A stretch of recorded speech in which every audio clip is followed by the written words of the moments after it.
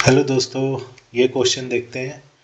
ये आपका gate 2016 set 1 में आया हुआ है। ठीक है, ये इस तरह का क्वेश्चन मैं अधिकतर देखता ही रह रहा हूँ प्रीवियस ईयर गेट क्वेश्चंस में। ठीक है, और ये जब क्वेश्चन देता है ना, तो अगर आप इसका सही से ट्रिक, सही से नॉलेज, सही से कंसेप्ट अगर पता कर लेंगे ना, तो ये क्वेश्चन सबसे इजी मुझे लगता है बनाने में ना, क्योंकि मुझे लगता है कि ये 100% मैं इसे सही कर सकता हूँ। ठीक है, तो कहता क्या है क्वेश्चन वो देखते हैं। देखिए, सीपेज फ्लो कंडीशन सोन है फिगर में आपको सीपेज फ्लो कंडीशन दिख रहा होगा कि वाटर जो है ना सॉइल में या तो अपवर्ड फ्लो कर रहा होगा या बेसिकली डाउनवर्ड फ्लो कर रहा होगा, जो कि हम पता करेंगे कि कैसे हम अपवर्ड फ्लो पता कर सकते हैं, कैसे डाउनवर्ड फ्लो पता कर सकते हैं, वो हम अभी पता कर लेंगे। ठीक है, अब बोल रहा है कि the saturated unit weight of soil gamma sat is 18 kilo newton per metre cube. देखिए, पूरे में एक ही टाइप का सॉइल है और गामा सेट इसका दिया हुआ है 18 kilo newton per metre cube. ठीक है, बोलता है क्या कि यूज करना है आपको unit weight of water as gamma W. ठीक है, गामा डब्ल्यू इजकल टू कितना है, 9.81 kilo newton per metre cube आपको यूज करना है वो वाटर का। ठीक है, कैलकुलेट कीजिए इफेक्टिव वर्टिकल स्ट्रेस। ठीक है, kilo newton per metre square में on the X X plane. ठीक है, देखिए आपको एक प्लेन दे दिया गया है। ठीक है, ये आपका क्या है, प्लेन है विद इन द सॉइल मास, और इसी प्लेन पे आपको क्या निकालना है, इफेक्टिव वर्टिकल स्ट्रेस। ठीक है, इफेक्टिव वर्टिकल स्ट्रेस। ठीक है, क्या होगा ये कैलकुलेट करना है ऑन एक्स एक्स प्लेन। ठीक है, तो देखिए ये सबसे इजी क्वेश्चन होता है मेरे, मतलब अगर आपको कंसेप्ट अगर पता चल जाए ना, तो सबसे इजीएस्ट क्वेश्चन मुझे लगता है। ठीक है, और ये मैं देखता हूँ कि गेट में अधिकतर आते ही आते हैं। ठीक है, तो कैसे सॉल्व करना है, कैसे प्रोसीड करना है, वो मैं आपको आज बताता हूँ, पूरा कंसेप्ट बताऊंगा। ठीक है, और उसी ये अगर क्वेश्चन आप सीख जाते हैं तो ऐसे बहुत सारे क्वेश्चन आप सॉल्व कर लेंगे अपने ही ट्रिक से। ठीक है, अब सबसे पहले मुझे बताइए कि अगर मुझे इफेक्टिव स्ट्रेस चाहिए, सिग्मा एक्स एक्स में नाम लिख रहा हूँ इफेक्टिव स्ट्रेस का। ठीक है, इफेक्टिव स्ट्रेस को मैंने क्या दे दिया है, प्राइम से डिनोट कर लिया है, सिग्मा एक्स एक्स प्राइम। ठीक है, ये इफेक्टिव स्ट्रेस कहाँ पे, एक्स एक्स प्लेन पे। ये क्या होगा, ये आपका होगा sigma X X total stress at X X plane. ठीक है, total stress at X X plane minus pore water pressure at X X plane. ठीक है, यही तो होता है ना, effective stress is equal to total stress minus pore water pressure. ठीक है, अब मुझे बताइए कि what is the value of sigma X X. Sigma X X क्या होगा, तो देखिए सबसे इजी तरीका है सिग्मा एक्स निकालने का। ठीक है, इसमें आपको ध्यान रखना है सिग्मा एक्स। ठीक है, calculate as usual, calculate as usual. ठीक है, जैसे आप पहले कैलकुलेट करते थे ना सिग्मा टोटल स्ट्रेस। ठीक है, वाटर टेबल के नीचे है तो gamma W into H plus gamma sat into H two, ऐसे करके जो कैलकुलेट करते थे वही कैलकुलेट करना है। इसमें फ्लो का कोई ये नहीं होता है कि अपवर्ड फ्लो है, डाउनवर्ड फ्लो है, नो सीपेज कंडीशन, ऐसा कोई मतलब नहीं है। ठीक है, जब भी आपका टोटल स्ट्रेस है बस आप कैलकुलेट कर लो आंख बंद करके। कैलकुलेट एज यूजुअल कैसे कैलकुलेट करते थे, मुझे कहाँ पे निकालना है, एक्स एक्स प्लेन पे निकालना है, मैं वहाँ पे खड़ा हो जाऊँगा। ठीक है, मैं ऊपर देखूंगा कि कौन सा मटेरियल है। ठीक है, जो भी मटेरियल है उसका यूनिट वेट इनटू उसका थिकनेस लेमेन में। ठीक है, जो भी मटेरियल है उसका यूनिट वेट और मल्टीप्लाइड विथ वो कितना थिकनेस में है। ठीक है, अगर मैं एक्स एक्स प्लेन पे खड़ा हो रहा हूँ तो मुझे ऊपर में क्या दिख रहा है, मुझे दिख रहा है कि एक सॉइल है। ठीक है, जो कि 5 मीटर का क्या है, थिकनेस है और सेचुरेटेड है। तो मुझे क्या करना होगा, गामा सेट लेना पड़ेगा। ठीक है, तो मैं ले लूँगा गामा सेट। ठीक है, क्योंकि इसमें वाटर और सॉइल दोनों मिले हैं, तो टोटल के लिए तो मुझे टोटल यूनिट वेट लेना होता है, तो गामा सेट ले लिया इनटू थिकनेस 5। ठीक है, तो एक तो ये मटेरियल दिखा, दूसरा मटेरियल मुझे दिख रहा है कि सॉइल के ऊपर वाटर भी है, जो कि एक टैंक में रखा हुआ है। ठीक है, और उसका हाइट क्या है, उसका हाइट 4 मीटर है। ठीक है ना, तो वाटर भी तो इस पे प्रेशर लगा रहा होगा। जैसे देखिए जो वाटर ये है, तो वाटर कॉलम भी तो यहाँ पे प्रेशर लगा रहा होगा top of the soil surface पे। ठीक है, कितना का प्रेशर लगा रहा होगा, तो ऑब्वियस सी बात है गामा डब्ल्यू इंटू जो हाइट है उसका, तो गामा डब्ल्यू इंटू 4 कर लेंगे। ठीक है, तो प्लस गामा डब्ल्यू इंटू 4 हो जाएगा। ठीक है, तो क्या वैल्यू आ गया बता दीजिए, 18 इंटू 5 हो गया प्लस 9.81 इंटू 4 हो गया। सॉल्व करेंगे 90 प्लस कितना हो रहा है, जल्दी कैलकुलेट करके बता दीजिए एक बार। तो ये वैल्यू आपका हो रहा है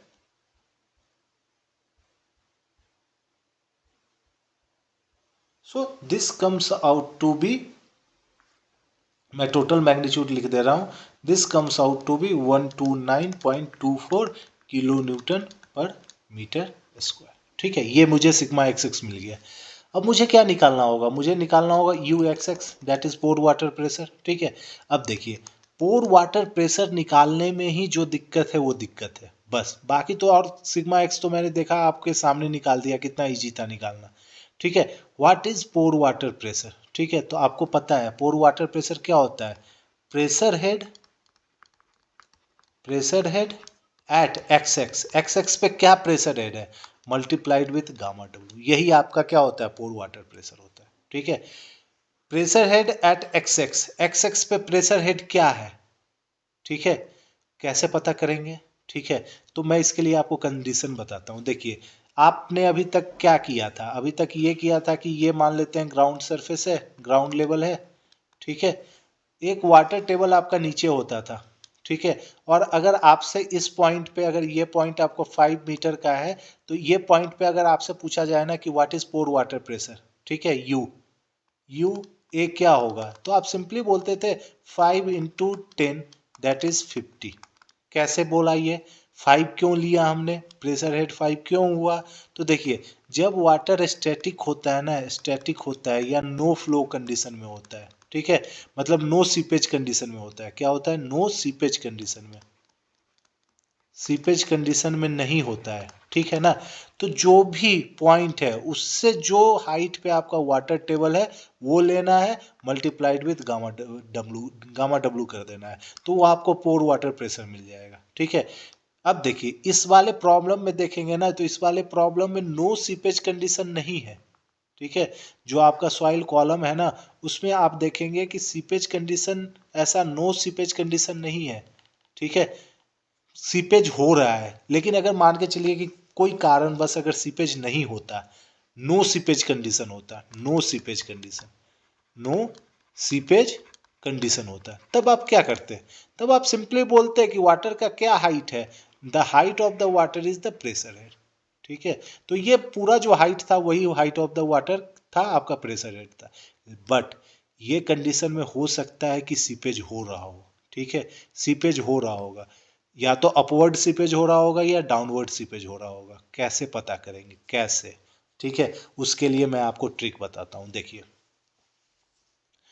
सबसे पहले आप क्या कीजिए ना, कुछ पॉइंट डिनोट कर लीजिए, जैसे सेम टाइप ऑफ सॉइल है ना, तो एक मैं पॉइंट ए डिनोट कर लेता हूँ उसके एंट्री पॉइंट पे। ठीक है, एक पॉइंट में डिनोट करता हूँ उसके एग्जिट पॉइंट पे। ठीक है, क्योंकि वाटर या तो इधर से इंटर कर रहा होगा या इधर से इंटर कर रहा होगा, जब इधर से इंटर करेगा तो ये इसका एग्जिट पॉइंट होगा, जब इधर से इंटर कर रहा होगा तो ये इसका एग्जिट पॉइंट होगा। ठीक है, कहने का मतलब यही हो गया। ठीक है, अब देखिए आपने ए और बी पॉइंट मान लिया, अगर डिफरेंट टाइप ऑफ सॉइल रहता तो आप डिफरेंट पॉइंट भी वहाँ पे एज्यूम करते, लेकिन ये सेम टाइप ऑफ सॉइल है पूरे कॉलम में, तो आपने एंट्री पॉइंट ए ले लिया, बी लिए ले लिया, और एक्स में ले रहा हूँ जहाँ पे मुझे निकालना है। ठीक है, अब मुझे सबसे पहले पता करना होगा व्हाट इज टोटल हेड। ठीक है, क्योंकि वाटर कैसे मूव करता है, वाटर आपका मूव करता है higher head to lower head. ठीक है, तो मुझे पता करना होगा व्हाट इज टोटल हेड। ठीक है, टोटल हेड एट ए। ठीक है, क्या पता करना होगा, टोटल हेड एट ए। फिर मुझे पता करना होगा what is total head at B, total head at B. अगर मान लीजिए कि T H A greater than T H B आ गया, इसका मतलब वाटर किधर से, ऊपर से नीचे की तरफ मूव करेगा, क्योंकि ए हाइयर हेड पे है, बी आपका लोअर हेड पे है, तो वाटर ऊपर से नीचे मूव कर रहा होगा। ठीक है, बट अगर ऐसा केस नहीं आता है, आपका ये वाला केस आता है कि total head at B is greater than total head at A, इसका मतलब वाटर नीचे से ऊपर की तरफ मूव कर रहा होगा। बस सिंपल सा केस था कि कैसे आप पता कर सकते हो। ठीक है, लेकिन अब सबसे डिफिकल्ट काम आता है, कैसे पता करें टोटल हेड एट ए क्या है। ठीक है, तो मुझे बताइए कि टोटल हेड किससे बना होता है, टोटल हेड किससे निकालते हैं। तो ये निकालते हैं summation of datum head plus pressure head, यही तो करते हैं ना, प्रेशर हेड। किसी भी पॉइंट पे अगर टोटल हेड मुझे निकालना है तो मैं यही निकालूंगा, सबसे पहले डेटम हेड निकालूंगा, फिर मैं प्रेशर हेड निकालूंगा। डेटम हेड क्या होता है? डेटम हेड होता है किसी भी रिफरेंस डेटम लाइन से वो पॉइंट कितने डिस्टेंस पे है, ठीक है, किसी भी रिफरेंस डेटम लाइन से वो पॉइंट कितने डिस्टेंस पे, ठीक है। तो इसके लिए मुझे एक रेफरेंस डेटम लाइन बनाना होगा।